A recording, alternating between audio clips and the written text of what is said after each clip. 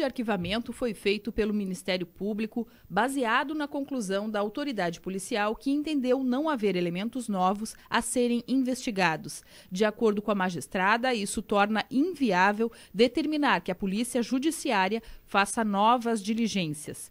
Além desta ser uma atribuição do órgão acusador, as inconformidades da parte interessada não trouxeram elementos novos, desconhecidos da autoridade policial, nem se mostraram suficientes para afastar o conjunto de provas que apontam para o suicídio. A investigação tinha sido desarquivada a pedido da mãe de Odilane, depois que peritos contratados por ela concluíram que a carta supostamente deixada pela filha antes de morrer teria sido escrita por outra pessoa. Mas exames periciais feitos pelo Instituto Geral de Perícias do Rio Grande do Sul concluíram que a carta foi realmente escrita por Odilane. Sem sombra de dúvida que a carta é da Odilane Guglielmi.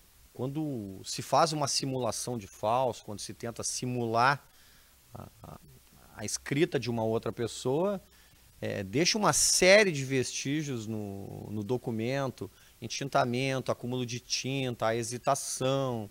Então, várias perícias nós temos também, talvez seja tão simples quanto afirmar que é uma escrita de alguém, quanto ela não é de alguém, quando a pessoa tenta falsificar isso. Os peritos compararam praticamente todas as letras da Odilane, tanto minúsculas, maiúsculas.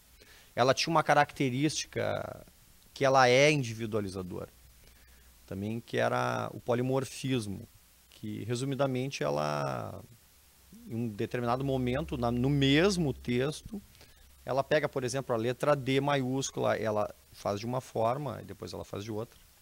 A letra R de uma forma, depois de outra. Mas o que acontece? Ela, por exemplo, ela pode fazer de duas formas, mas essas duas formas, elas se repetem no documento.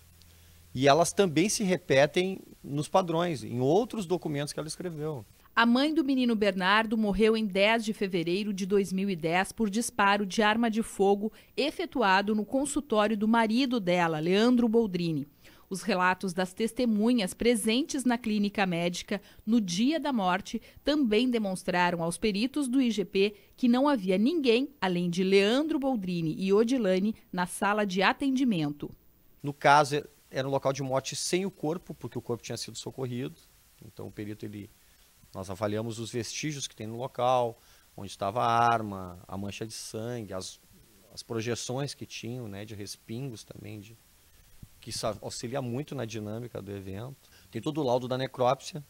Nesse caso, ela tinha o projetil, né, ele entrou nessa região do palato e veio se alojar nessa região superior do crânio. Essa posição da arma, dentro das posições possíveis, existia uma posição possível de uma outra pessoa ter participado, mas ela é muito remota, ela é um caso muito específico, um ângulo que teria que ser puxado e também corroborado por um outro laudo que nós fizemos, que é o da reprodução simulada dos fatos, em que o perito, ele de posse de todos os laudos, né, ele vai até o local.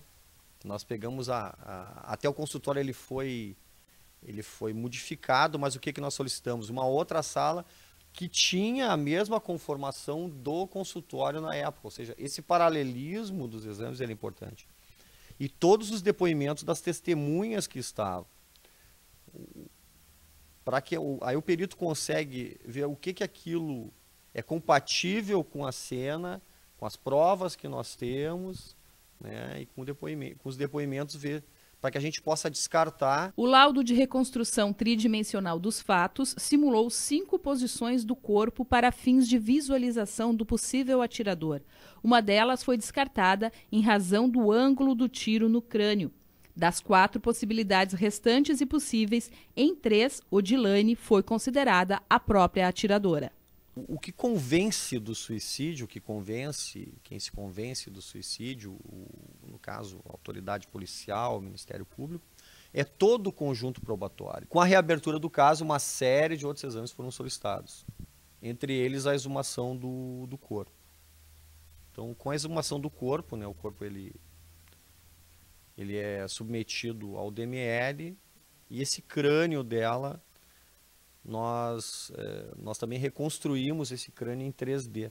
Com a reconstrução do crânio em 3D, com a arma, que nós tínhamos a arma do crime, com as dimensões do corpo, os peritos simularam situações em que se encontraria essa arma, que posição estaria a arma. Porque como nós tínhamos o orifício de entrada e o orifício também de saída, com esses dois pontos nós temos uma reta, que é uma linha. E a linha do crânio e essa inclinação. Então nós conseguimos em que posição estaria a arma e o corpo. E até afirmo, às vezes um trabalho de um profissional, às vezes como na perícia particular, em criar talvez na família uma expectativa de que a perícia tem errado, que se criar uma teoria, que as instituições estejam... Isso não existe. A perícia, como nós trabalhamos, para nós não tem... Se o nosso laudo vai ser usado para defender, ou se ele vai ser usado para acusar, para nós não interessa.